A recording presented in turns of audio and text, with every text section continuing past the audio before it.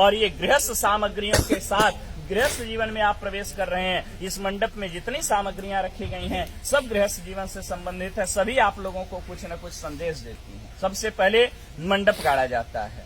मंडप बांस का ही क्यों गाड़ते हैं? तमाम बम्बू तंबू आते हैं, कायों का गाड़ दे सकते हैं।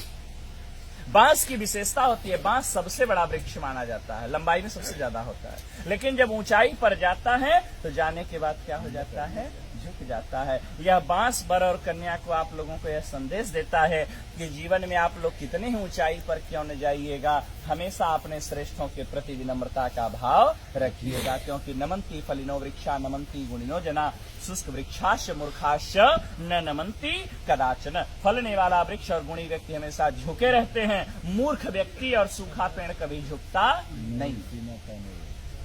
कुछ यहाँ साइंस पढ़ने वाले भी होंगे, हो सकता है 2-4 अक्षर पढ़ लिए हो तो वो सोचेंगे तो पंडित जी का ढकोसला है। साइंस में सिद्ध करता हूं। ये मंडप जो हरे बांस का गाड़ते हैं, हरा बांस जो होता है विद्युत का सुचालक होता है। मंडप को कुश और काश से छाते हैं। कुश और काश जो होता है वो कुचालक होता है, ठीक है ना। ये सुचालक होता है, वो कुचालक होता है, ठीक है ना। वो नॉन कंडक्टर है, ठीक है ना। तो इसीलिए यदि आकाशीय विद्युत गिरे तो मंडप में बैठे हुए लोगों के ऊपर, वर कन्या के ऊपर उस विद्युत का कोई प्रभाव न हो, उसी बांस के माध्यम से वह अर्थ में समाहित हो जाए, धरती में चला जाए। इसी कारण इसीलिए हरे बांस का मंडप लगाया जाता है। भारत कृषि प्रधान देश है और कृषि कार्य बिना हल के संपादित नहीं होता, इसलिए हरीश गाड़ा जाता है।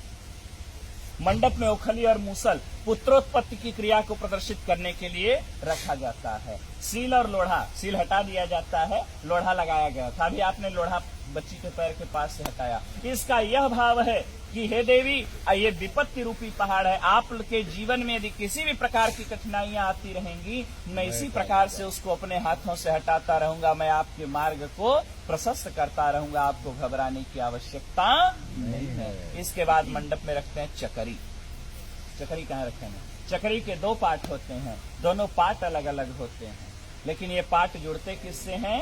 एक खूंटी से जुड़ते हैं, ठीक है ना। जब तक ये दोनों पार्ट खूंटी से जुड़े रहते हैं तब तक इसमें रहर डालिए, मटर डालिए, चना डालिए, कितना कड़ा पदार्थ डालिए, सबको दलते हुए बाहर कर देता है। लेकिन जिस दिन ये खूंटी टूट जाती है उस दिन दोनों पार्टों का कोई महत्व नहीं रह जाता।